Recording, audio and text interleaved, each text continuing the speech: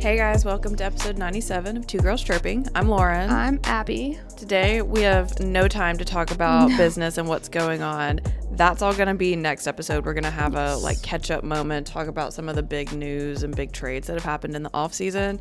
But for today, we got a lot to get through, allegedly, so buckle up. Yeah. So next week we're going to talk about the Walter family investigation. Yeah. Big trades, World Cup got announced, some P-Dub things. We'll just kind of hit in some areas that we haven't really had time to talk about between off-campus and now this week we also don't have time.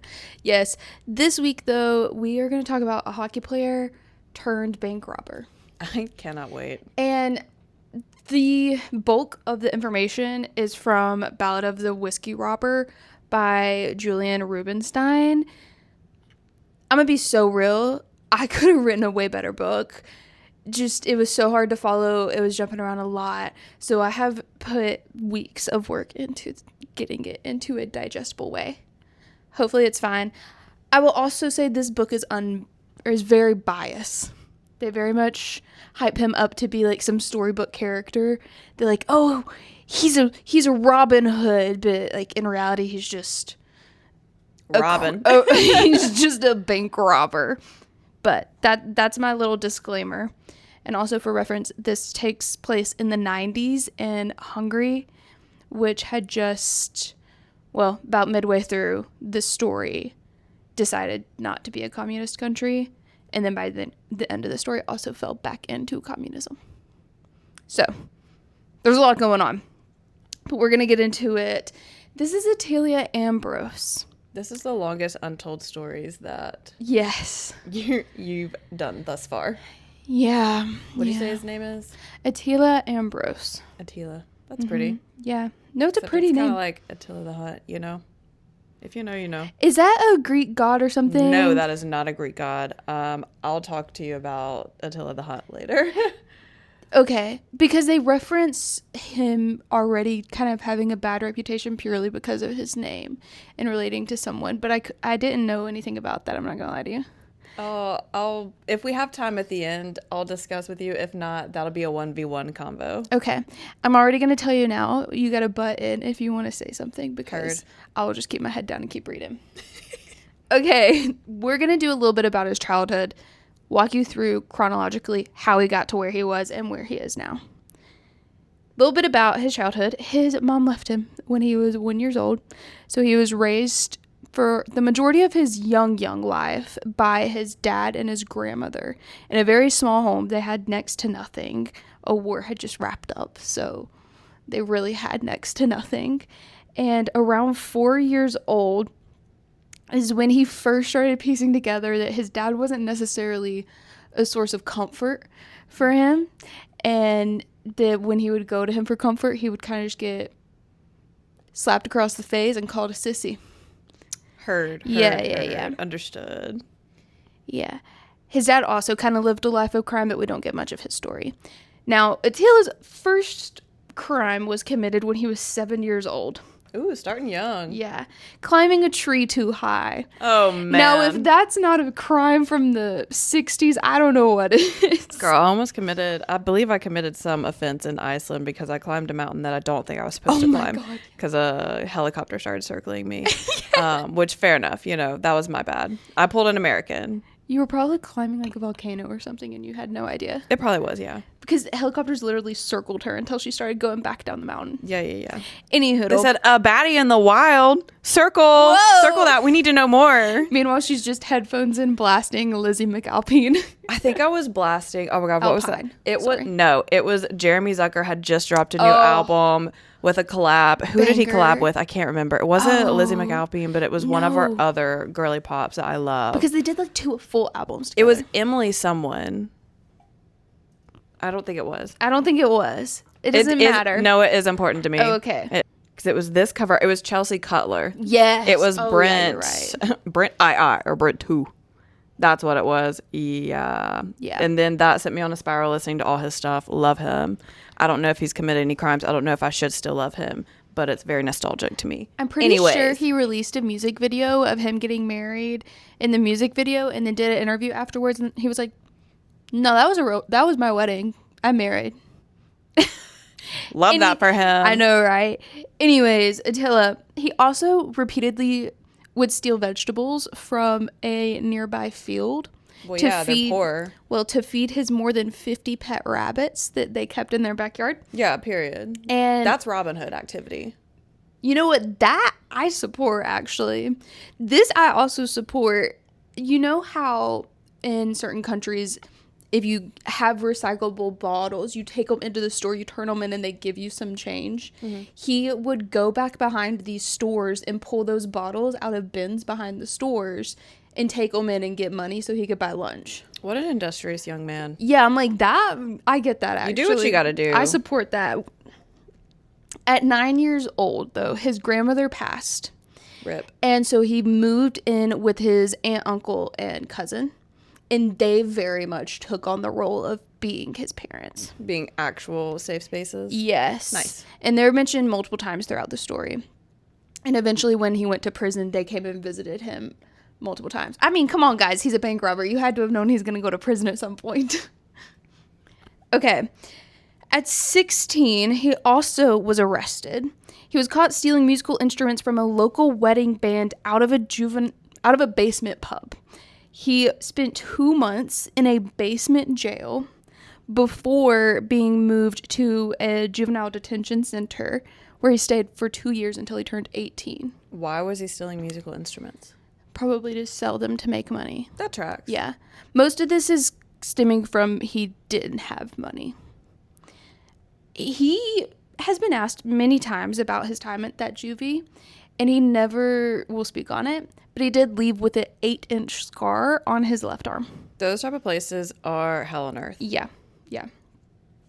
Despite the obviously hard childhood that he had, he did love hockey, and he actually got a scholarship as a goaltender to a out-of-town boarding school that was very prestigious.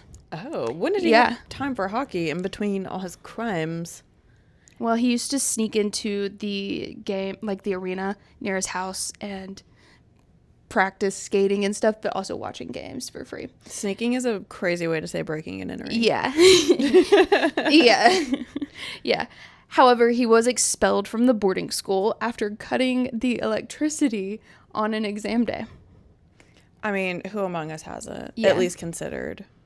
I've considered it. Sorry, he's a man of action at this point. He's a boy of action. At this point, all of this you can chalk up to he didn't have much. He was just working with what he had.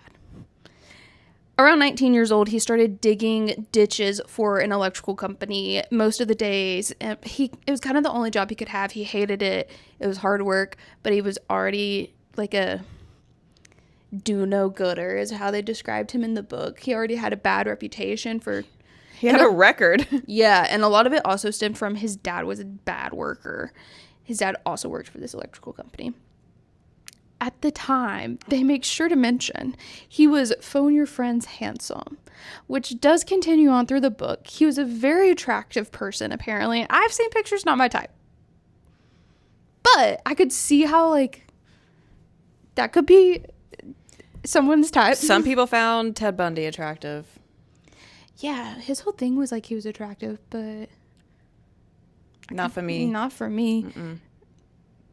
About 2 weeks after... I like my men a little ugly. We've said it here before. I don't trust a man who's too pretty. I'm sorry. I trust Matt Barzal, though. Because he's one of the girls, and that has nothing to do with this, so continue on. Yeah. About 2 weeks after he started digging ditches for the electrical company, he was... quote, hovering 30 feet above a backyard when he saw a girl named Catalin there. Catalin? Yeah. Nice. Yeah. Yeah, they connected pretty instantly. I guess he just hollered at your girl. So he, on the clock, Tomed her, and then it worked. He must have been super handsome, like Aura for days in that time period. They were also 19 years old, and they did fall in love very quick. And they started dating, and a couple months into them being together, she got pregnant. No, Catalin, don't. Yeah, he proposed with the ring that his grandmother had left him. That's really sweet. And she accepted, and then a few weeks later, she returned the ring and let him know that she had ended her pregnancy in a field. And it kind of sent him on a spiral, and he went to his uncle and he said, I gotta get out of here. I've gotta go. Like, this is just not it. Which I can understand. Hate that for her. Yeah. They kind of, in his conversation with his uncle. Was it her choice to end the pregnancy, or did it just happen since it was in a field? She ended it. Okay. Yeah. Well, women's rights. Yeah. And especially, this was the 70s. They ain't got no money. The early 70s in Romania. No money. No prospects. Yeah. I said I'll at your girl earlier. Yeah, he went to his uncle. He was like, I gotta go. Like, I gotta get out of here. His uncle helped arrange for him to go work with a group of church painters along the border. That does not sound like his vibe. I mean, it's manual labor. That's really all that he could do. I don't think he ever really graduated high school. It doesn't sound like it. It doesn't, seeing as he was in juvie. They had more important things going on. They were trying to rebuild their country. He was literally trying to survive every day. So he was trying to feed his bunnies. Fine. Yeah, period. A single mom who works 2 jobs. He's gonna steal some shit for them. I'm a survivor. Yeah, he was gonna go work for these church painters along the border with Hungary. And it was kind of an unspoken thing that he was going to cross the border. He was going to flee to Hungary. Anyways, he left home, went to find the church painting crew. They had actually left by the time he got there. So he then had to go to a completely different town that wasn't along the border to work with them some more. It was 10 months, I believe, that he worked before he just was like, you know what, fuck it, we ball. I'm gonna flee. I gotta put me first. It was a simple plan. He was gonna go to the train station and ride the train into Budapest. Sure. Couple things. He didn't have money to buy a train ticket, and he also didn't have papers to, cross a border. That's fine. He doesn't have money to get papers to buy the ticket to cross the border. Yeah. So his solution was to hide underneath the train. That is so incredibly dangerous. Yeah, it is. But, desperate times. A better plan would have been, if he's a hockey player, he's pretty yoked. He's done manual labor.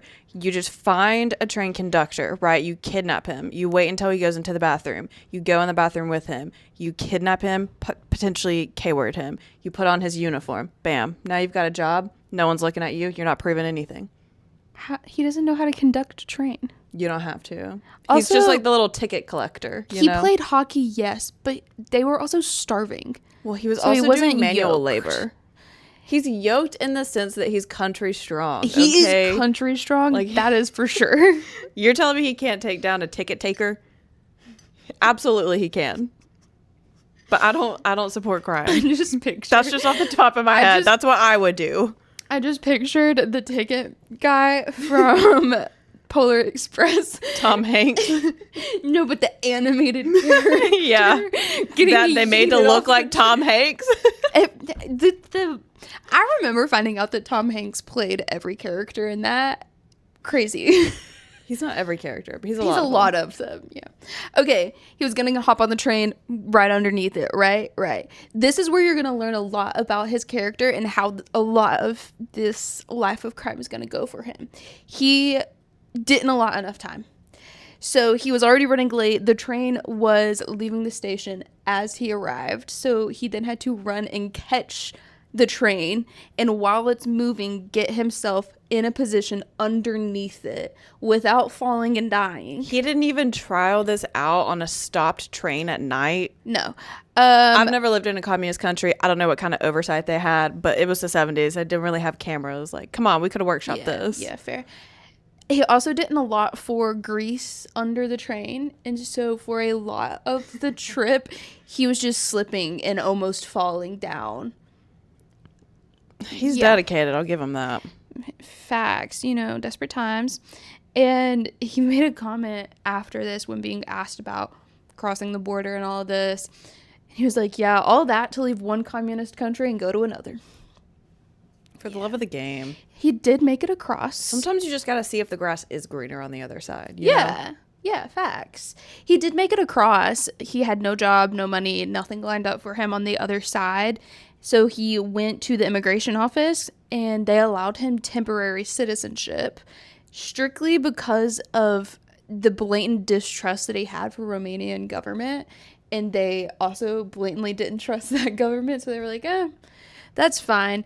But they thought he might still be a spy. And so when they gave him a place to stay temporarily, it was in the police dormitories so they could keep an eye on him. So they let him claim asylum based on the fact that the enemy of my enemy is my friend. Well, there were also a ton of immigrants coming over at this time. I think like 15,000 in the past 10 months, a lot of which died along the journey. RIP. So sorry, y'all. But yeah, essentially, it was a whole thing. That was like 8 chapters worth of conversation at the immigration office, but that is the overarching story. Heard. Yeah. He also was assigned a job by the immigration office at a glass factory, and he hated it, but he also didn't really have another option. Also, why are we letting this guy that we think might be a crime a spy post up or a crime? He might be a spy. Why are we letting him post up at the freaking police barracks where they have their weapons so they could keep an eye on him? I feel like that just provides him the perfect opportunity to keep an eye on them, you know? That's actually a super valid point. This is why we should allow women in government more. Put me in power. Yeah. Michelle. Michelle, we need you. Okay, let's get to the hockey. Wow, my voice sounded weird, but maybe it was just like my ears. That was just to you. It sounded fine. Okay. Yeah, so he hated his job. One of the few things he had to look forward to was on his breaks, he kind of followed the professional hockey team there, which was the UTE. That's what they're referred to. I cannot pronounce the government name. I'm sorry, but that is what they are massively referred to. It would be a crime for us to try and pronounce that. Yeah, I'm sorry. Actually, I'm not. It's for your sake. Let us not forget Reading, Pennsylvania. Need I say more? I want y'all to know we reference that all the time, actually. Yeah, that's true. Okay.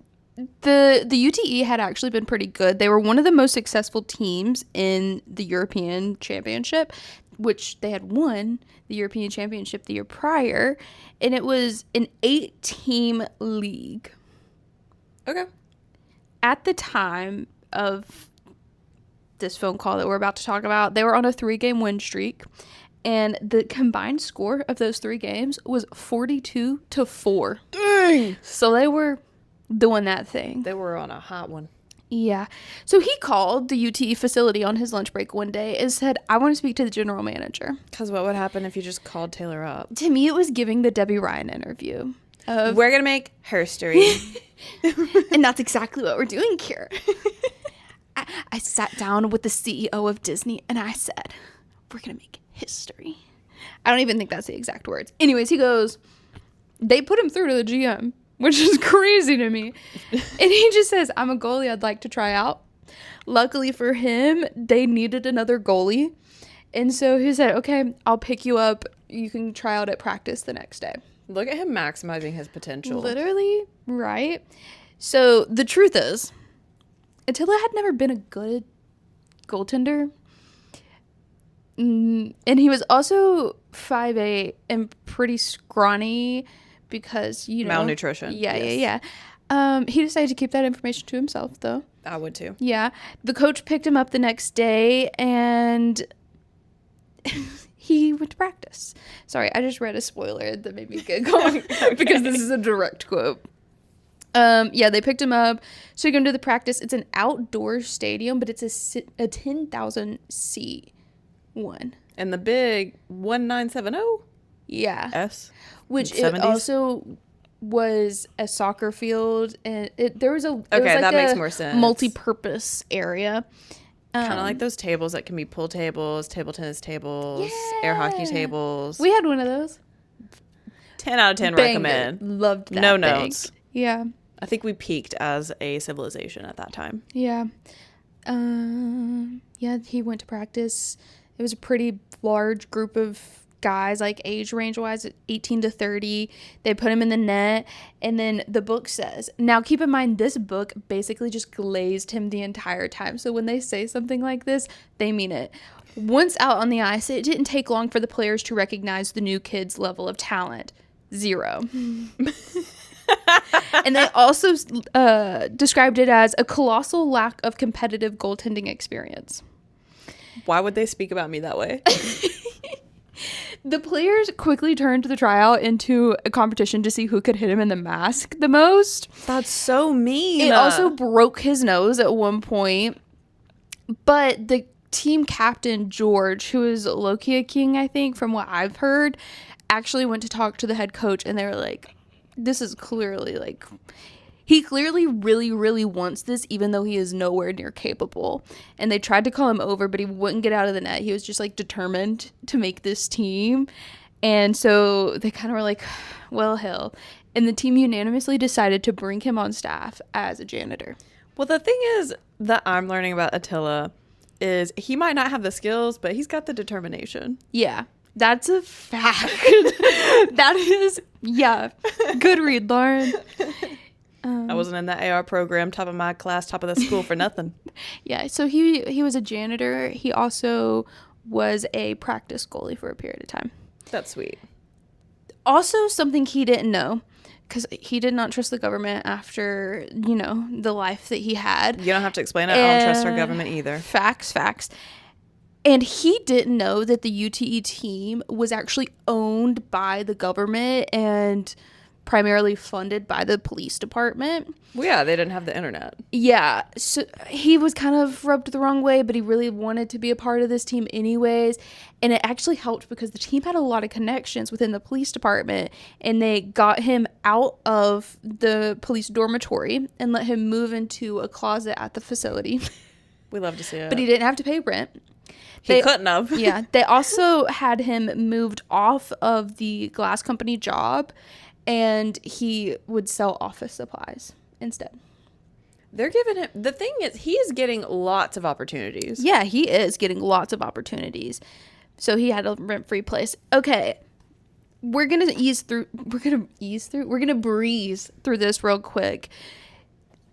During his time working as the team's janitor, he had another memorable incident, driving a Zamboni, where he crashed it into the boards and went flying into the third row of seats. Yeah, I could see that for myself. Yep. I think that's an easy thing to do. Mm-hmm. He was fired by the management, but the team coach and the team captain also convinced them to let him stay. George and this coach are just working overtime. Yeah, George later becomes the coach as well. You don't need an agent if you've got George as your freaking captain. Big facts.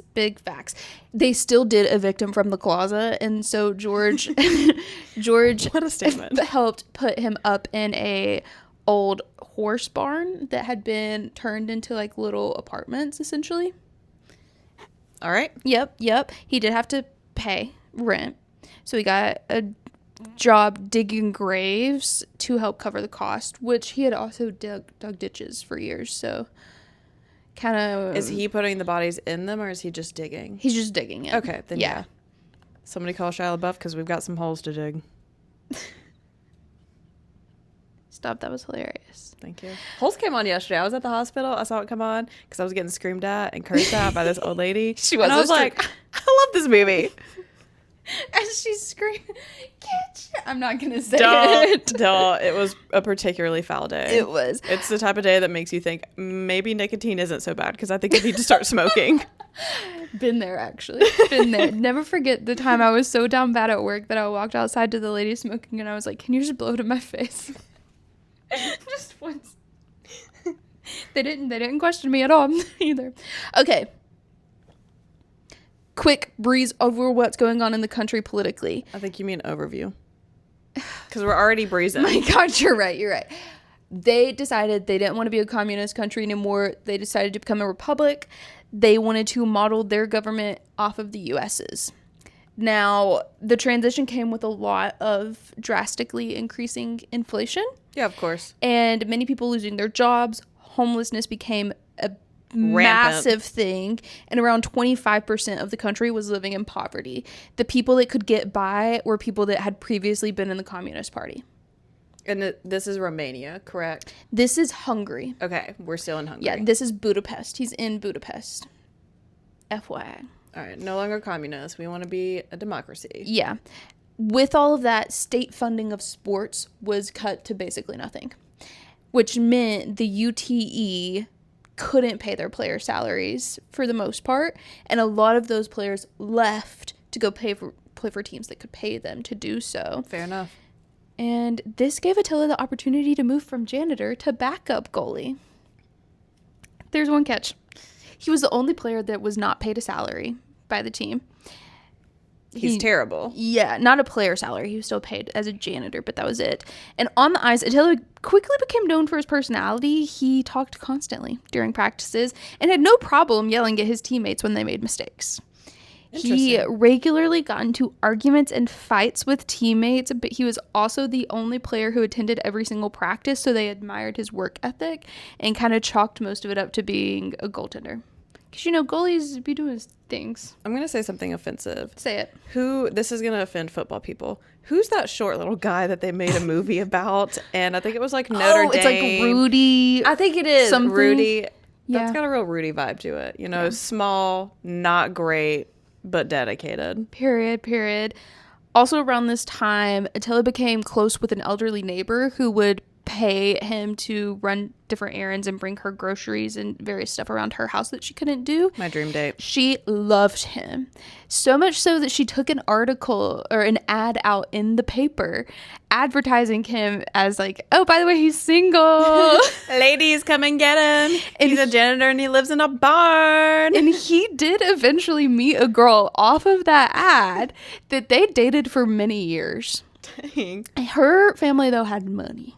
Good for him. Yeah, they did not like him though. No, why they didn't would improve at all. I wouldn't. Yeah, but some there broke was bitch comes calling for my daughter. Fuck? the fuck. Also, there was a lot of hate towards Transylvanians, which he was. Hate on immigrants. That thankfully has died down. Right. Anyways, they went on a Christmas ski trip with her family. Obviously. And one of the family friends approached him when he found out he was a Transylvanian and basically was like, hey, you think you can get me some pelts? Which are animal furs. I know what pelts are. I'm calling PETA. Yeah, it was a big business at this time. Transylvania pelts were like very well known. And I think they still kind of are. I'm just a hypocrite. I eat meat, but I just disagree with killing animals. I'm sorry. I'm a hypocrite. I'm also a hypocrite. I'm sorry. I got low iron. I gotta have some red meat or I will literally perish. Literally. Yeah, he describes that conversation as a life-changing moment for him. He started smuggling pelts for him. Yeah. The route went from Eastern Transylvania to Austria, where the family friend lived. It was an 850-mile journey that took 22 hours by car and was like a treacherous route. It was described as a road that would make a donkey nauseous. I wouldn't survive it. No, I would not. To do the trip, he had to borrow a car from George's dad, actually. His teammates loaned him money to help him pay to rent the car from him.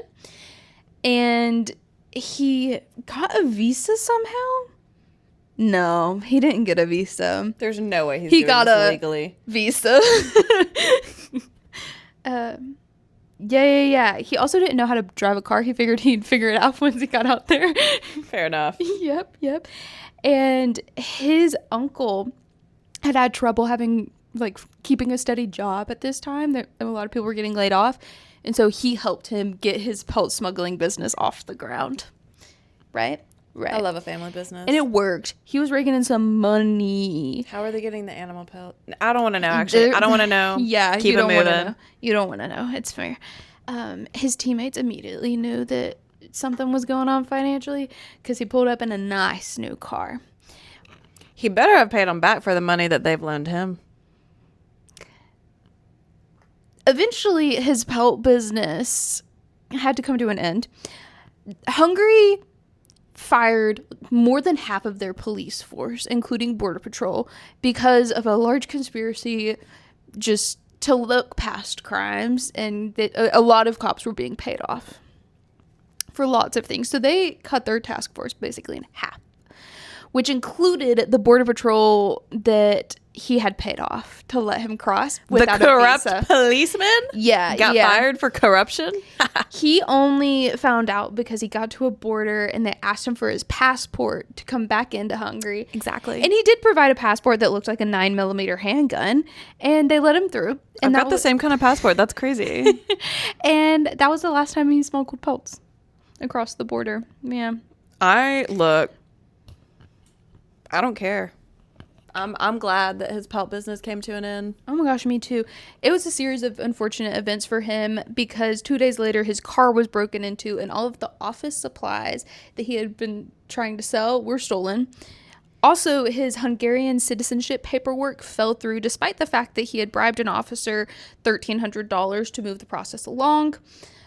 And he owed several people thousands of dollars. Why didn't he pay them off before he bought a car? This is a great question. But it led him to think, how am I going to pay all these people? I have to pay all these people by Saturday. Sell your How car. am I getting... No, because he no. I hear you, but I can't. Because one thing about him, he's got an ego. How do you have an ego? He doesn't like feeling less than, which is fine. I get it, but he also is just like so bad at life. I don't think you deserve to have an ego, and I don't think you're entitled to anything. And I think that especially given your upbringing, you should that should have been.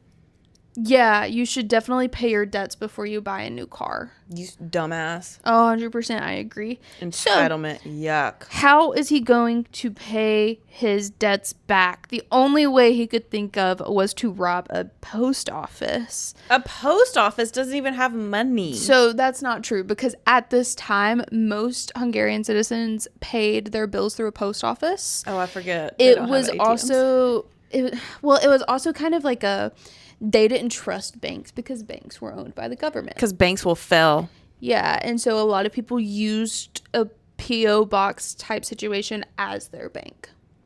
Interesting. They could have just dug a hole in the ground like our grandparents did and bury their money. Bro, our grandparents... Have you ever considered just hiding it throughout your house? Yeah, Come on. Yeah. So he kind of escaped it out a bit. The building had no security guard, no cameras, and the chance of them having a working alarm system was slim to none. So he set a plan. I'm going to wear a disguise. I'm going to wave around a fake gun because he had to give his gun back after he pulled on a cop? Yeah, after that business went out of business. And demand the money and walk out. He was like, this is going to be so easy. He's also very specific. He wanted to walk out of robberies. That is a common thing. He walked out because he thought that it would attract less attention to walk out as opposed to running out. Be so for real. He thought it looked cool. Thought he was giving aura. He was giving risk. He was giving I'm in control. So this brings us to January 22nd, 1993, his first robbery. That morning, he went to hockey practice as usual before heading home and drinking some whiskey. This would later be a theme. He could never do it sober, and he would be seen quite frequently drinking whiskey at a pub before his robberies, which is where the whiskey robber nickname came from. That's actually sick. I'm not gonna lie, that's actually cool. Yeah, so he drank some whiskey. What the fuck? Oh yeah, he talked himself into it essentially because he was like, I don't know if I'm gonna actually do this or not. Why? And why would I sell my car and do something legally when I can just further descend into crime? Well, he talked himself into it by saying the money inside the post office wasn't the government's money to have. It belonged to the people. It was our money. No, it's not your money. It's their money. It's their money that they've earned. And as long as he didn't hurt anyone, he believed that he could see himself as a Robin Hood. How many times has he been destitute at this point? Yeah. So he knows how it feels, and he's going to inflict that on his fellow man, woman, and child? Yep. What a fucking loser. That's loser behavior. Loser. Ugh. For his disguise, he shaved his beard into a handlebar mustache, the iconic whiskey robber look to come. I refuse to let my patients have handlebar mustaches because I told them that only losers and pedophiles have handlebar mustaches. These are facts. As I said. Facts. He put on a wig and then he fell asleep because he was drunk. He woke up and it was 3:30 in the afternoon. The bank closed in an hour. And so he was running late to his own robbery drunk, and his wig was all kinds of messed up because of how he had slept. It's literally the 90s. You can have an alarm clock. I know, You right? should have an alarm clock. I know, right? So he put a red ski hat over the wig. These are important That's details, I going to promise. attract attention. Bro, I freaking know. And he walked to the post office and waited outside until it was empty before he approached the door. Except when he pushed the door, it only opened a couple inches. And one of the post office workers was like, "Hey, we're closed." And he was like, "No, I need to mail this out." They were like, "Well, you're going to have to mail it out tomorrow." Exactly. He was like, "It needs to go out today." And they basically were like, "Sorry, That's like, not my sucks fucking to problem. suck." Plan better. Yeah, so he broke down the door and he pointed the fake gun, at one of the employees who just looked bored with him. That's assault. Yeah. And then he focused on the other employee who was hiding behind their desk. Long story short, he robbed the post office. He walked away with $5,900 and threw up on the way home. What a fucking loser. Yeah. Are you not embarrassed? Yeah. He paid. Also, I forgot about this point until I'm reading this right now. He repaired his car. His car had been broken into. All the windows had been smashed. I don't feel bad for him. No, but I'm like, it would have been hard to sell that. That's actually valid. Yeah, but I don't sorry care. about that. Yeah, I'm I don't not care. sorry about that. But Your windows got smashed in because the universe knew that you were a bad person. Wait, Lauren. They paid it forward. He paid off his debts, repaired his car, and even surprised his girlfriend by offering to pay for liposuction after she had complained about her thighs and butt. Because why would he save the money for his bills? At any point has he repaid his teammates? But yeah, he paid back his debts, like I just said. I wasn't talking about debts. They helped you out. You need to give them a little gift. Those are his debts. Here's for helping me in a hard time, bud. Actually, facts. By the end of the hockey season, he was broke again. Exactly. Yeah, the overall theme for many years is he lives outside of his means. He needs Dave Ramsey immediately. Sorry, that was like a triggering name for me to hear. He lives outside of his means out of fear of seeming less than or irrelevant. Even later on, he does one robbery. He's like, "I will never be irrelevant again." And You I'm like, are Jesus irrelevant. fucking Christ. You're not even the top 2 Attilas that I know. The best part about this story is how much he just does not want to be irrelevant. It was so hard to find any information on this man, though. He had to get glazed by a guy named Julian who can't even write. Right. Well. Yeah, so he's broke again. March 12th, 1993. He decides on one of his late night drives. Well, let me just read this to you how it was written in the book. During one of his late night drives, Attila noticed a building that immediately caught his attention. It was an interesting building, not only because it was a post office, but because he was also slipping back into debt. This dumb bitch. Yeah, the location also worked out pretty well for him. It was on the opposite side of town from the police station, and he calculated it would take 3 minutes in the middle of the night for the cops to get there, but over 6 minutes during the day during heavy traffic. But if you're breaking in during heavy traffic, there's going to be more people, more opportunities for you to also get stuck in traffic. Yeah, you would delay think. your robbery. You would think, right? There's more variables at play. So he stopped by the post office during business hours, observed the employees. He also makes a point to mention all of the employees were women, so he knew it would be an easier robbery to handle. He makes multiple comments about women are easy to rob, they're easy targets. He's scared to rob a man. Anyways. He's lucky he never stumbled across me. Attila said that, or Julian said that? Yes, both. Well, Julian was relaying Attila's thought process. I'm putting you both on notice. Yeah. I've got the same 9mm Visa you got, baby girl. Come find me in these streets. Yeah. He also convinced himself that the robbery thing would not become a regular activity for him. That's what all addicts say. I know. Nevertheless, he robbed the bank post office during rush hour. He took a taxi, wore sunglasses, and walked in just before closing time. He said, "It's a robbery! Everyone in the back! Chop, chop!"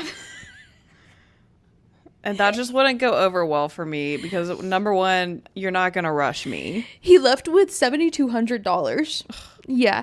And this is so funny to me. At the time, robberies were very rare.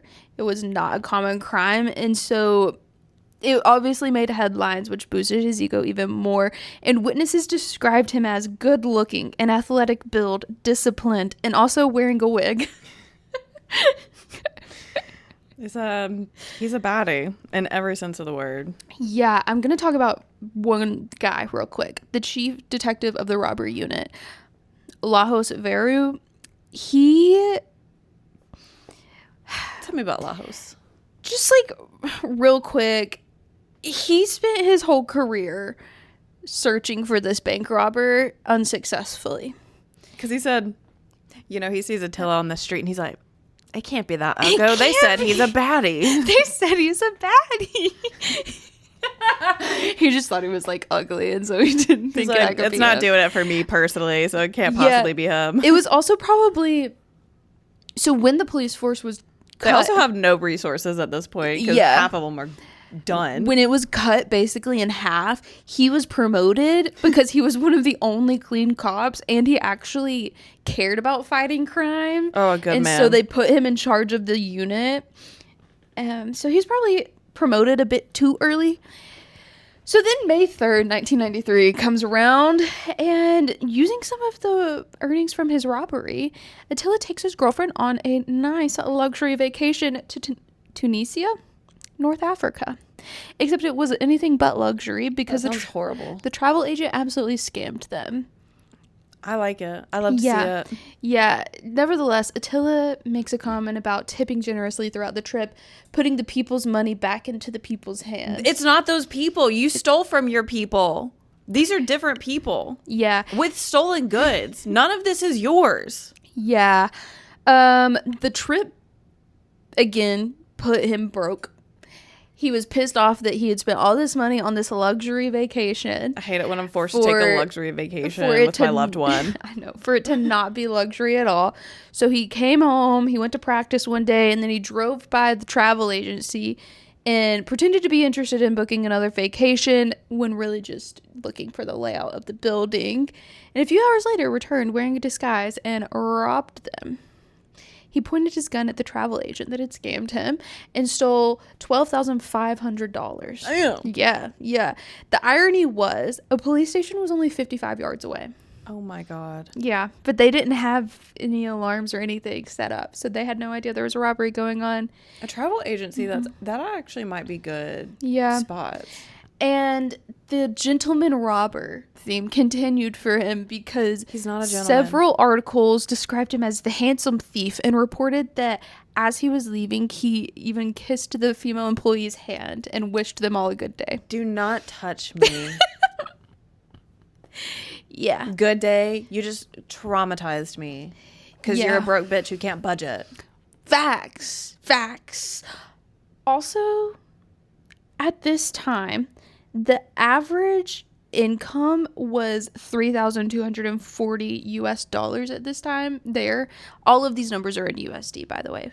That's just how my brain works. And he had made like 20 times that by now. He's not good with money. No, he's not. Facts. Okay, his cousin came over to visit. And he was like, I know what can do some family bonding. Let's rob this bank together. Do you want to form an alliance with me? He said, it's nothing. You just need to stand at the door. We're going to walk away with $11,000. Up until this point, though, Attila had been like very easygoing, walked in there and said, hey, this is a robbery. Give me the money. Yeah, and they got the money and left. This time he busted up in there and yelled, robbery, and waved around his gun. There were customers in there. He didn't give a fuck about waiting until the customers left this time. And 2 of the customers started laughing at him. I would have. Which is not a great thing to do for a guy with an ego. So what did he do? He walked up to them, put the gun straight to their head, and basically told them to stop laughing. And so they got down on the ground, a bit scared this time. I'd be like, pull the trigger. Yeah. He would not have been the first person to pull a gun on me. Facts. Yeah, and they robbed the bank. They got $32,000. $16,000 each. You know what would have been just poetic justice, right? The interview after this robbery, their description, they're just like, it was this uggo, like this number one uggo, this troll, this bridge troll walked in, and then because he's such a fucking loser, he got mad because I was laughing at how uggo he was. No, because so I hope that helps you find him. There's this girl, I don't know if you've seen around Birmingham on TikTok. China Davis? Yes! I love China Davis! Coming at you. And she's like laying on sidewalks if you haven't seen her reporting and there's like a crime scene happening. She does it all over Birmingham. I love her. There was one the other day where she was walking where it was flooded and she wasn't even walking. She was sitting on a pool float where it was trying flooded. to. Yeah. China Davis, the queen you are. Okay. This time, okay, yeah. They walked away $16,000 each. Big money, obviously. It's gonna be gone in a week. Yeah. Let's see. 2 months later. Ooh, look at them. Wow, they're saving money this time. August 3rd, 1993. Saving stolen property. They struck again. This time, also, I forgot to mention the gun that he was waving around. The reason people were laughing at him is because it was a very clear fake gun that he was waving around. So this time he got a real gun because he would never be a laughing stock again. He wanted people to take him seriously. But would you not just like dead leg him? Like when he's going to get the money, just come up behind him and dead leg him. Like you know it's a fake gun. Yeah, they did there. Like y'all have the numbers on him. I'm sorry, I'm a Southerner. I think it's just the Southerner in me taking over. It's the like self-defense in us taking over. Yeah, this was the bank they knew had an armed guard. So they came up with a plan. The cousin was going to go up to the armed guard, drop something, and when the guard helped, like, bend down to help him pick it up, Attila was going to come around and grab the gun off of his waist. These are young men. Why would the guard bend down to help him pick up something he dropped? I don't know. So what happened instead was the cousin walked up to the guard, was panicked, fainted. And then the guard was like, oh my God. Well, now he's got to help him up. That's actually much better. So he bent down to help him, and Attila grabbed the gun regardless. My God. No. This is so funny because then he goes up to the teller booth and he's like, this is a robbery. Give me all your money. And the teller starts ranting to him about his career choice. And he goes, this is the problem with our country today. Everyone thinks they can take something for nothing. That's what I'm saying. Attila goes, I don't have time to argue about ethics. Where's the safe? But the police sirens were already outside. And the thing is, I would have been like, it's not a robbery. It's a medical emergency. Someone is on the ground unconscious. The sirens were getting close, so Attila pulled his cousin up. They had still gotten some money out of the drawers from the tellers. They just didn't get to go to the safe. And so they raced down the alley to try to catch a train. They still managed to come away with $4,300. That's it? I know. And they got yelled at. Love it. The next day, Attila woke up to a note from his cousin saying he's gone home. He's like, I gotta get out of here. Yeah, I'm out of here. I'd rather be in a communist country. Also, the robbery never made headlines, which pissed Attila know that off. hurt his little ego. I know, it hurt his ego. And a few days later, he found a new partner. A teammate that he had actually lent money to get that his name was Carsey. He had lent money to Carsey to help get a business off the ground for him. Okay. One thing that he neglected to remember was he had to lend money to him because Carsey was lazy and had no work ethic, and so nobody wanted his help. But it was in too deep because he knew that Attila was the handsome robber. Carsey had some conditions. He did not want to take public transportation to the bank. He wanted to take Attila's really nice car. He said, if we can't drive Uber X, I'm not coming. Yeah. He also said, I'm not going to memorize these complicated escape routes that have gotten you out of all of these robberies thus far because that seems like too much work. We're going to use your car as a getaway car as well. No, at this point, you're going to have to kill Carsey. I'm so sorry. Yeah. That's where we're at. Yeah. Attila didn't really have a choice. Yes, because he knew that he was the robber. And his whole thing was he didn't want to harm people because then it wasn't helping. He couldn't see himself as a Robin Hood anymore. He's not a Robin Hood. I know. He's just Hood. He's just Hood. And so he figured if he got Carsey in on one robbery with him, then Carsey wouldn't out him because then Carsey would also be incriminated. He said, I can fix him. Yeah. So they agreed. But they would still both wear wigs, and they wouldn't run. They would walk to the car as to not draw attention.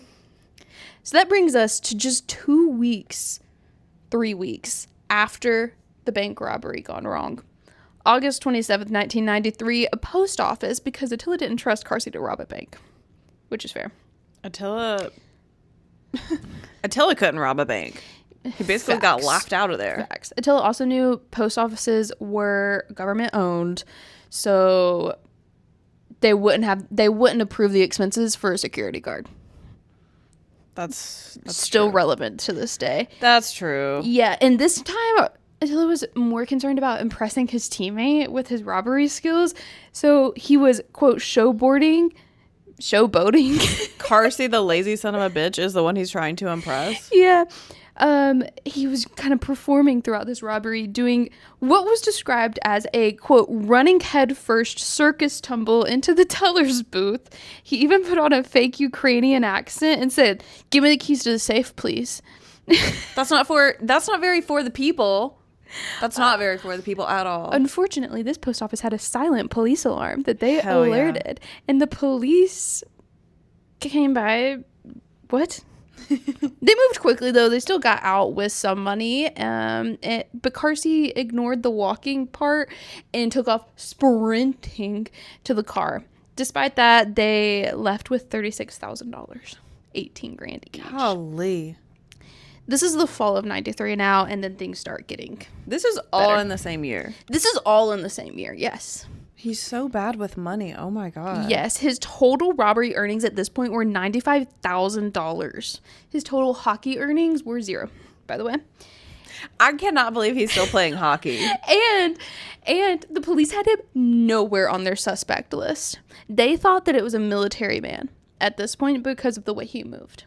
You can just say it's because he was too ugly.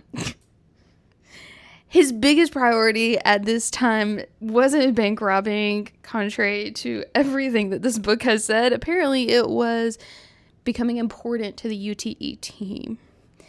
You're a bad goalie. Whether it was ego or delusion, Attila wanted his teammates to see him as a respected veteran, even though he had never played a professional game and was considered one of the worst players on the team, if not the worst.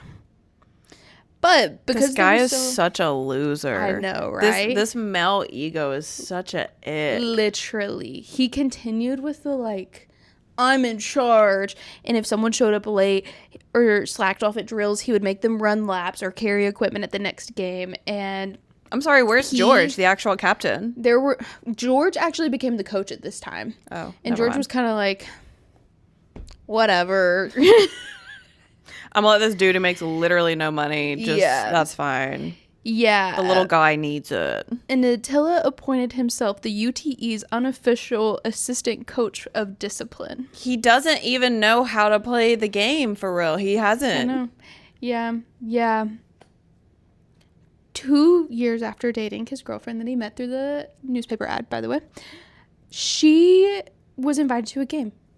He had never invited his girlfriend to a game. He actually told her she wasn't allowed to come, probably because then she would have seen that he doesn't play. However, it was kind of arranged. They were playing one of the worst teams in the league, so it was kind of like, okay, well, starting goaltender's going to start the game, but then he's going to come out and Attila's going to go in.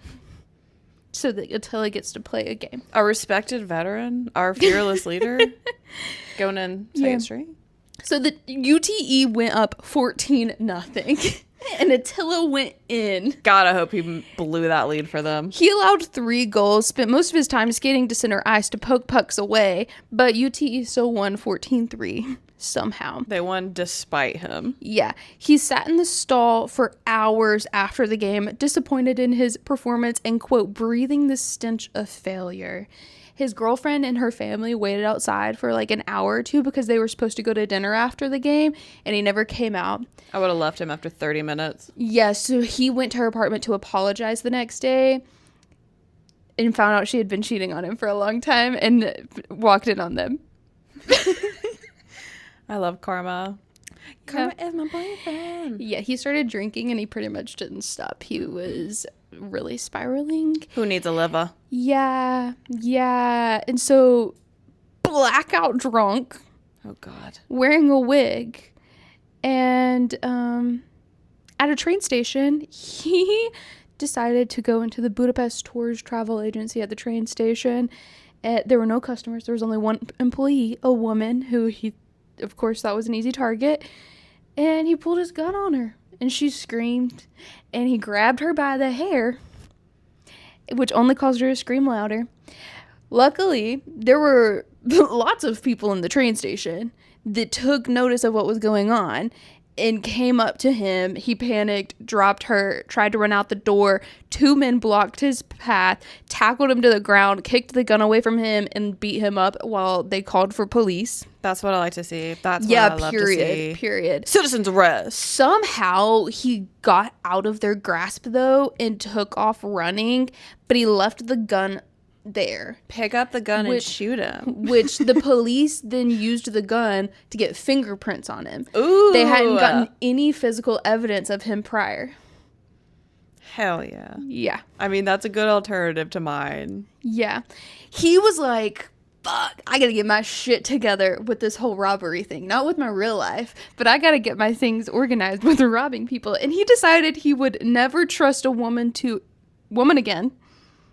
He didn't trust women in the first place. That's why he thought they were easy targets. Yeah, and he was like, I'm good at robbery. Why don't I just commit to that? And he mapped out the city. All of the post offices, banks, travel agencies, mapped them to the police stations, ranked them with how complicated they would be to rob, found security. So he had a draft lottery. He actually had a draft lottery for robbery sites. Yeah, essentially. He actually did that thing. And he even went as far as to schedule out robberies so that he didn't scope the place within a 6-month window of robbing it. If only he used any of the $90,000+ to educate himself. Yeah, right. December 27th, 1993, a travel agency this time. It was actually the same travel agency that had scammed him on that vacation. He comes back here multiple times. He's never gotten over a day in his life. Right. Yeah, and he was in and out in 20 seconds with $4,400.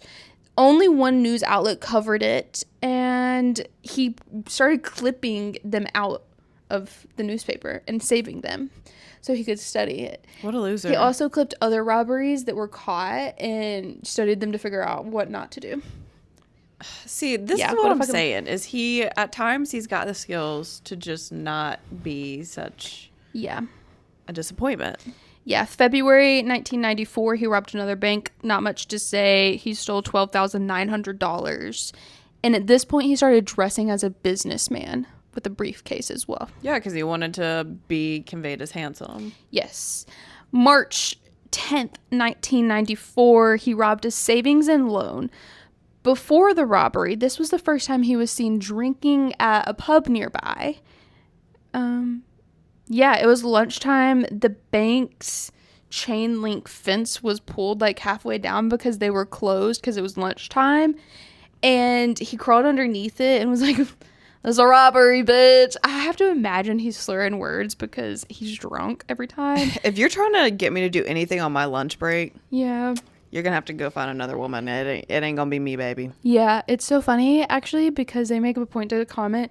The one male employee, there were like 5 employees, one of them was male, ducked under the table and screamed because he was so scared he spilled his soup all over him. And I'm not saying a word about that little nugget. Yep. That is a valid reaction. That is a valid reaction, actually. And he left with $42,600.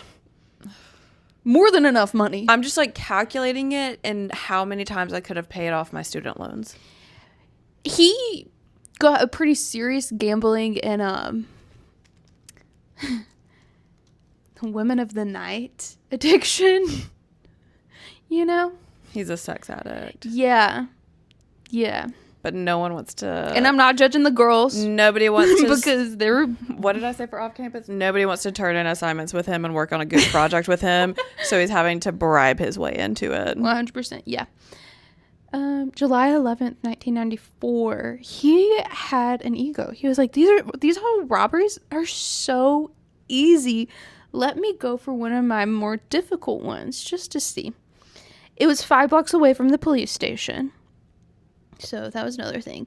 He went to the basement pub nearby and ordered a beer and a whiskey, which automatically just makes me want to throw up. Yuck. The waitress immediately noticed several suspicious things. The wig, for one.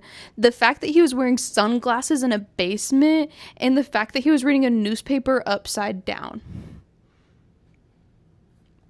I got nothing to say Over about the that. next 3 hours, he also went to the bathroom multiple times. Why didn't you just call up the police? I know, right?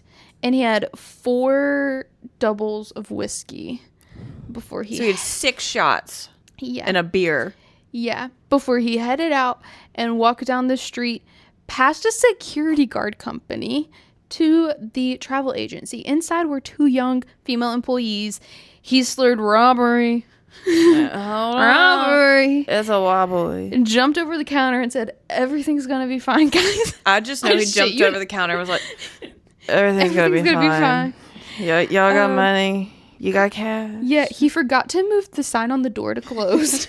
So an elderly woman walked in. No, not an elderly woman. Hoping to book a trip. And he was like, "We actually have an expert in Italy trips. They're out at lunch right now. Come back tomorrow." And she said, "Okay." And she left. That's actually nice. Yeah. Yeah. He asked for the key to the safe and directions to the bathroom. Yes, because the thing about drinking is once you have your first pee after drinking, Yeah, you break the seal. You gotta go. Yeah. Yeah.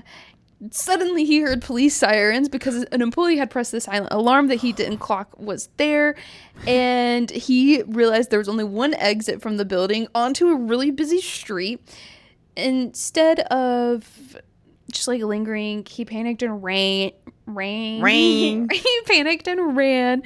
3 police officers were running towards the store, trying to like be chill about it. He was like, "What's going on?" What's going on? And they stopped him and they were like, "There's a robbery happening." He's got a wig on.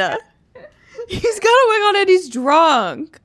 That's a clue. Which is from National Treasure. And so he got away with almost $9,000. I cannot wait to see my reaction to Yeah. that. I'm so over him. I know. This is why I'm like, he's not even a good criminal. He's just not. He just gets lucky. If he was in a first world country, this would have happened. But wait, there's more. He gets back to his apartment and there's cops outside of his apartment. He's like, "Fuck, they got me." No, his apartment was broken into and they took everything. Yes, because the universe keeps settling up for the people, by the people. Yep. And the next day he was in 2 articles. One saying something about his robbery essentially and calling him handsome, and the other one saying another goal would have been scored if the UTE backup goalie defended the net with momentum. he did his job that he's not even paid to do because he's so terrible. Yeah. His uncle was still struggling to keep like a steady job in that economy. So his uncle actually moved in with him in Budapest for a period of time. Oh, God. And his citizenship was finally granted. He was a Hungarian citizen. Almost a year passed before he robbed another bank. This one was July 24th, 1995. Yeah, because I don't think his uncle would have let him do that. No. I feel strongly that his uncle got there and was like, oh, you're going to get your act together. First of all, we're not going to be drinking all day long. Trash. I'm throwing out your wigs. That's weird. You're grown. Act like it. Most of his wigs were stolen when his apartment was robbed. They even took the knobs off of the oven. I love it. No, it's that's fantastic. what he deserved, no less. Everything was stolen. I just think that's freaking hilarious. He's coming home from a bank robbery and his home's been robbed. My only notes for the robbers of the robber's home is they should have peed on his underwear. They wanted his underwear. They stole everything, Lauren. Peed in his bed, then maybe, if they didn't steal it. It just doesn't pee matter. in the floor, like that's Stan. Yeah. Ooh, pee in the vent. And then every time the air kicks on, then he's going to be smelling pee. It's going to drive him crazy. Yeah. Oh, facts. This is just coming to me. Facts. Okay, a year later, July 1995, he robs a bank and he leaves with 20 grand. Breezing a bit over that. However, this specific robbery created a bit of a problem. It had been a while since he had scoped out everything, and that bank had cameras. It caught his entire robbery. In the big 95. And they obviously could tell he was wearing a disguise, so they couldn't really see exactly what he looked like. But he did look like the robbery chief detective. Oh my God. So much so that multiple of his employees were like, kind of looks like you, bro. Yeah, because... Never mind. That's an inside thought. And another article was published. Ambrus can only search for the puck deep in the back of the net because he was sucking it up as a goaltender. The funniest thing about this, because it's not funny what he's doing, but the funniest thing is that he is still being a terrible goalie. Terrible goalie. As a matter of fact, that season, the 95-96 season, they had gone 0-11 and were forced to forfeit the rest of the season. Golly. Yeah, allegedly 8 months since his last robbery. March 1995. I think I got some things messed, but we're going to keep going. That's okay. He walks into a post office with a bouquet of red roses.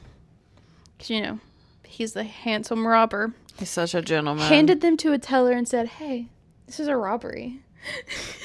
I'm not going to lie. That's how I want to be robbed. Yeah. He left with $65,000 and was featured on Hungary's Most Wanted. I can't believe it's taken this long. I know. He's gotten hundreds of thousands of dollars. Yeah.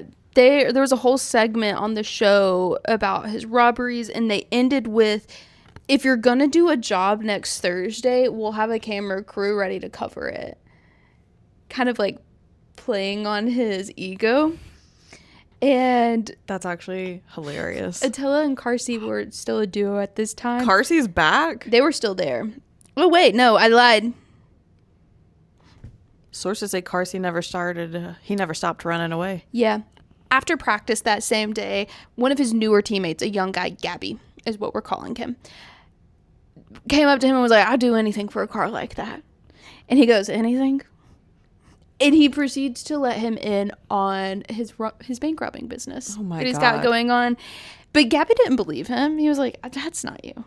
You're not handsome enough. That cannot be you. This fucking loser goaltender is the most famous robber right now in our country? I don't think so. Gabby describes the fit that he threw as him like throwing himself on the ground up against a wall, kicking his feet like a toddler. That's me! That's me!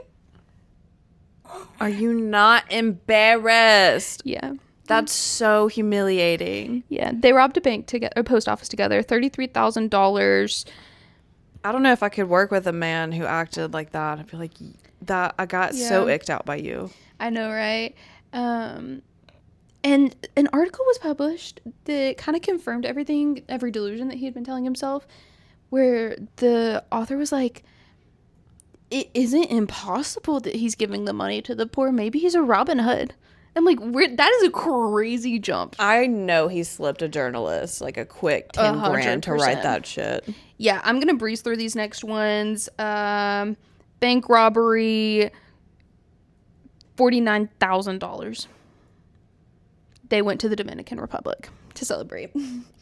Okay. Another bank robbery, they went and they forgot to bring a bag to put the money in, so they went into a grocery store, bought bread, and used the bread bag for the $90,000 that they stole. A few hours later, the detectives got to the scene and they found a loaf of bread in the safe. Why would you not have gone to the grocery store and been like, excuse me, can you describe the men who have come and bought this bread today? It's actually so fair. Hungary's Most Wanted jokingly asked Attila if he could move his robberies to Mondays or Tuesdays in order to make it in that week's segment. And so they did. Oh my God. And this one was an interesting one. They dressed as police officers. They're just taking the piss out of them now. Entered the bank calmly and said they were investigating the security guard for money laundering. So they asked to speak with the manager and requested access to the safe. The manager came out, gave him the key, and Attila was like, bitch, this is actually a robber. Gotcha. Got him. April Fools. I've been rewatching New Girl, and you just got ronded. Yeah, an employee triggered the silent alarm, though, when they realized this was a robbery, but they still left with $52,000. The police were really close by the time they were leaving. So they actually saw something go down. They saw two passerbyers be like, there are robbers, stop them. And so the passerbyers ran after them. And then one of the like random people on the street was tackled running after Attila because the cop thought that he was the robber, and so Attila got away. Look, I'm not trying to tell them how to do their job, but there's room for improvements. Like, we can come up with some SMART goals to help. Yeah. Also, this reminded me of you. I literally wrote, Lauren. Afterwards, they were interviewing witnesses at the bank, and an old lady apparently had come in during the robbery because they forgot to lock the door, of course, because they're fucking idiots. And Gabby was like, get on the ground. And she said, no. I will not. And don't ever talk to me like that again. Exactly. So instead, he helped her to a chair where she sat down and just waited for the robbery. First of all, it's, will you get on the ground, please? And he apologized for being rude. Exactly. I'll slap the shit out of both of y'all. Yeah. So they had gotten lucky too many times. They decided they needed to stop. They would finish with one robbery because they both had substance abuse problems, digestive issues because of said substance abuse problems. And they said, well, we're going to do one final job. It's going to be the same bank that they went to before their trip to the Dominican Republic. They were never going to stop. And they did rob them and took $138,000. Oh my God. The next day, they threw their guns and their wigs into a river and did not return for the UTE season either. Wow, the worst goalie on the team not returning for the season to contribute nothing? I know, right? Shocked. A year later, they both were bored and decided to rob again. Bored or broke? Yes. Both. Substance abuse is not a cheap habit. No. And it's not even a habit at that point. It's a straight up addiction. Yeah. So they went to the same bank as before again. Oh my God. They stayed way past their 3-minute window. The silent alarm was triggered. Multiple street vendors tried to intervene. The police ended up chasing them. And they don't do a good job at it. No, they do not. Literally, the citizens have done a much better job at actually tackling physically Attila and his little wingman than the police have done. Yeah, they left with $24,000, and a pair of brothers were actually arrested a few days later and charged for 8 of the robberies that actually Attila and Gabby had committed. So police corruption is so back. Got it. Yeah. Yeah. Lajos actually said that he didn't believe that they did it, but the courts were like, we can't afford to not have somebody locked up for these. Exactly. Yeah. God forbid they actually do their job and give them resources to launch a proper investigation. Yeah. Lajos resigned, was forced to, because he couldn't nail down the whiskey robber, despite having locked up like 8 other robbers at this time. And the thing is, he's not even a good robber. It's fine. This is the actual final robbery. Attila was broke. He owed the casino $8,600. A theme emerges.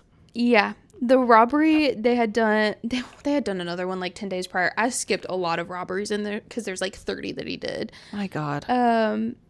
They had tried to rob someone. They had failed. They had only gotten $600 a person from that robbery. It was really embarrassing. And so he was like, I'm going to rob someone.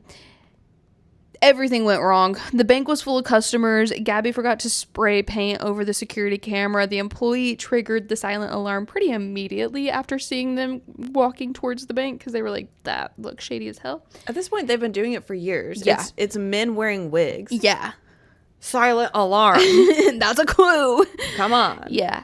And they stayed way past their 3-minute window. They stayed about 5 minutes. And they walked out with $43,000, but police were already waiting outside for them. They started running in 2 opposite directions. Gabby was actually captured by officers. Finally. Yeah. And Attila was trying to flee and got caught at the border. Border Patrol had been alerted, like, as he was pulling up, they had received a fax. It was like, do not let this guy through. Yeah, because he can't do anything well. He was arrested, and in his car, they found $77,000, a bottle of whiskey, and his Bernese Mountain Dog. Oh. Yeah. This man had a dog. You have substance abuse problems. You're broke 24/7. You got a dog. No pension, no 401k, no stable life. And you're bringing a dog into this. Yeah. While all of this was going down, UTE was having a game. And Gabby and Attila had actually come back recently, but they were noticed by a reporter to have not showed up for the game. That's so crazy. And so the news broke. They identified Gabby pretty immediately. Well, he gave up, but we'll get into Gabby. that. We'll get into that. And so the reporter during the game was like, and Gabby's been captured and linked to the whiskey robber. And then he goes, Attilas Ambrus isn't here either. He's the whiskey robber. Finally. And it was announced at the game. Gabby, his capture, apparently interrogators kept asking him questions and he just kept going rat, rat, rat, rat over and over and over again. Now, there are 2 stories about how they got information out of him. One, a detective psychologically tortured him. I hope. 2, I hope it was a woman. He was beaten up with his hands behind his back. Neither are good. Both. I support wrongs at times. Yeah. Attila's capture, investigators walk in and he goes, gentlemen, I have failed. Can I have a map? And he proceeded to detail every single robbery he had ever committed down to the dollar amount that they got from it, how long they were there, and like what time of day, everything about it. Because it was about his ego and he wanted to make sure that he was remembered for being good at something, even though he really wasn't. He confessed to 26 robberies. Those are rookie numbers. Yeah. He didn't request bail, a lawyer, or even a phone call. He saved all the newspaper clippings, of course. And fellow inmates referred to him as the master. The brothers who were charged with the 8 robberies that they did not commit were released, which, bare minimum. Literally. And Lajos sent a warning to the police that Attila would try to escape. The public had some fun reactions. There was a famous actress that was like, can I have his dog? I will take care of his dog. Me. And did. And they low-key had like a weird relationship while he was in prison. She would visit him. He set it up where 2 of his ex-girlfriends and this actress, he could have a visitor or he could have phone call once a week for like 10 minutes. And so he would cycle through, like, 1 week call one girl, 1 week call the other, the next week call the last, and cycle through that. Man's running a roster. Yeah, running a roster in prison. Yeah. Blah, blah, blah. He had a cellmate, Killer. And... Killer and the Master. Yeah. And, one thing about Attila, he talks. And he wants everybody to know how cool he is. And one day, Killer, who signed his letters to his wife in blood, threatened to stab Attila if he didn't stop talking. And that worked. That would have been me. Yeah. He also bribed a bunch of guards. He would get empty soda bottles filled with alcohol and cigarettes and all kinds of time alone and all kinds of stuff. Now, one day, while waiting for sentencing still, he gets let out to go to do his, workout hour. And he turns to the guard and he goes, "I know where everything is buried." And the guard was like, "What the fuck are you talking about? Whatever. I don't care. Go outside." One of the guards also noticed he was wearing long sleeves and jeans despite it being the middle of the summer and it was being so hot and most people wearing shorts and tank tops at this time. And he went outside, started running laps for about 10 minutes before stopping, looking up, taking his sweatshirt and undershirt off, revealing that he had made a rope created out of torn bed sheets tied together with shoelaces from 3 pairs of shoes and strips of towel. Threw the rope over the 13-foot wall. That's a big toss. Yeah, that's a big word for Elmo. Mm-hmm.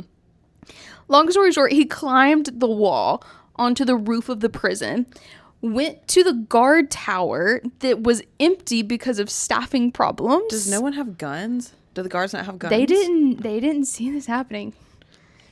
They were low staffed. Yeah. Walked across to the guard tower, jumped over the wall, and was gone. On the outside... I'm speechless. On the outside, he entered a post office, shouting, "You know who I am. I have nothing to lose. This is a robbery." You have no weapons. You don't even have a bag. There's not even a bread bag. Yeah, I know, right? It's crazy. Most of the tellers working that bank had actually been working there one time when Attila had previously robbed them. So they also knew who he was. They took up their usual positions against the wall. He said, "Daddy's home." And around the 3-minute mark, he heard helicopters flying above the building. So he knew it was time to leave because he knew that they were onto him.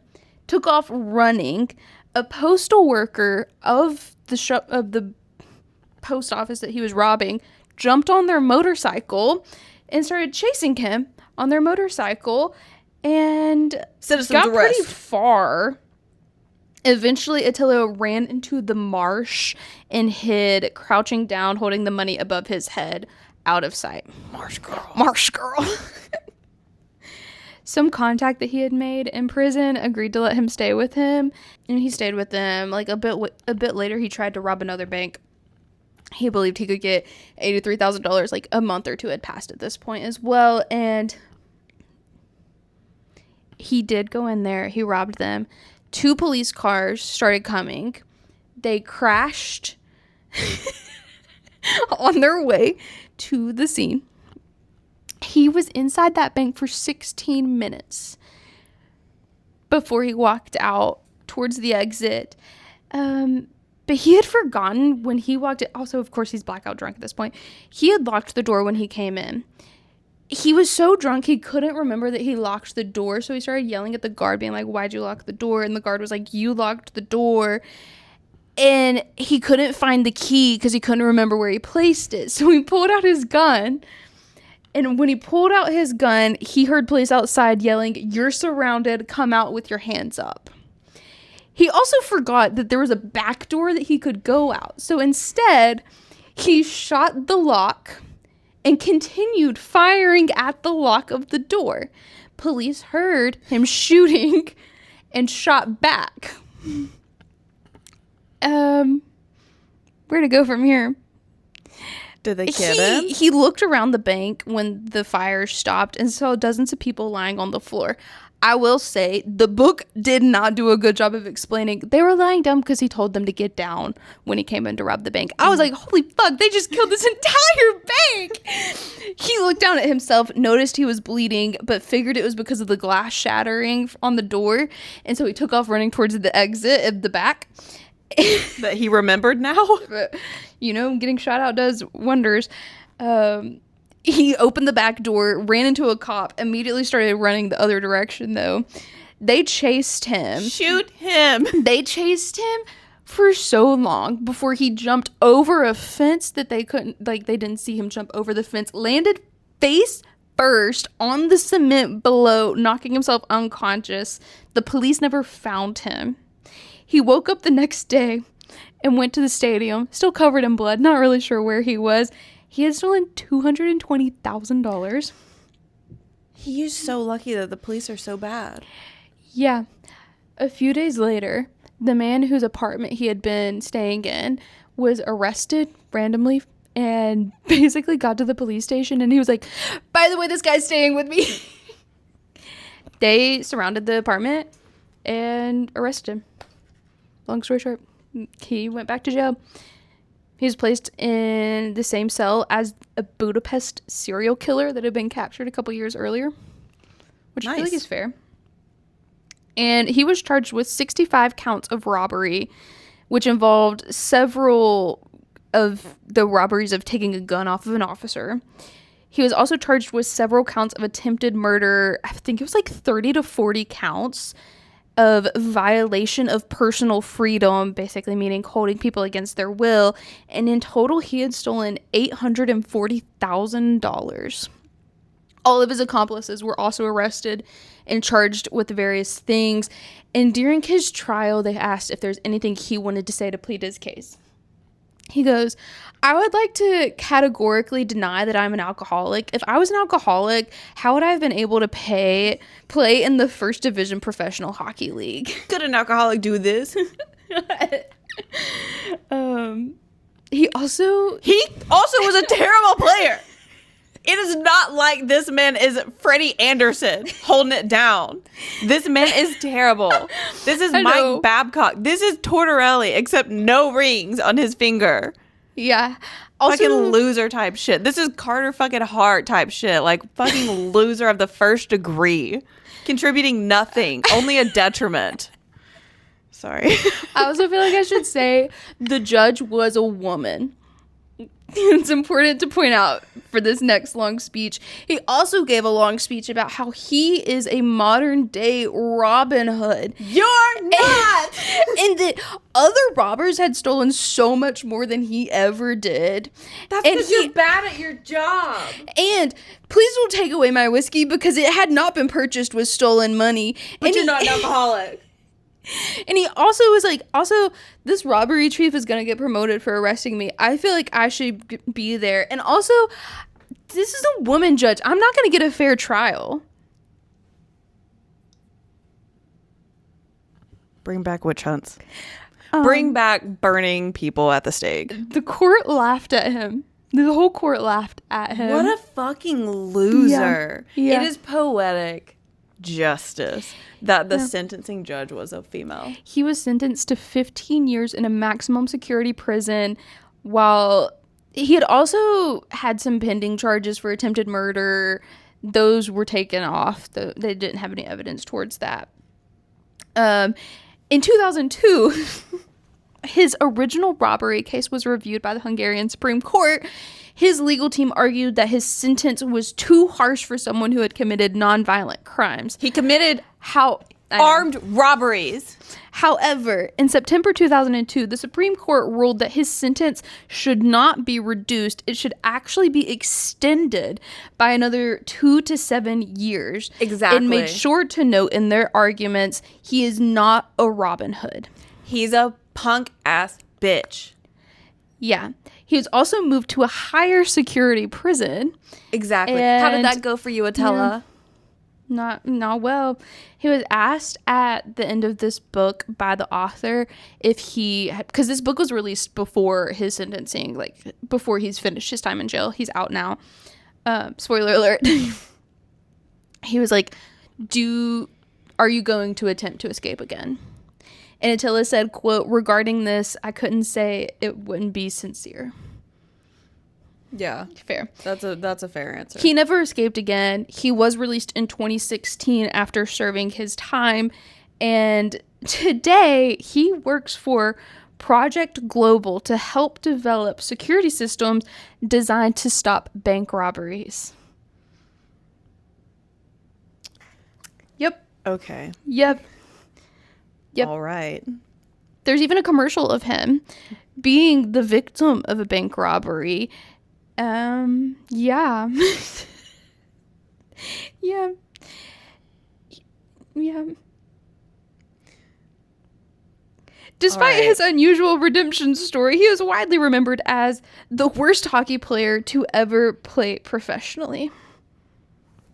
And that is The Whiskey Robber.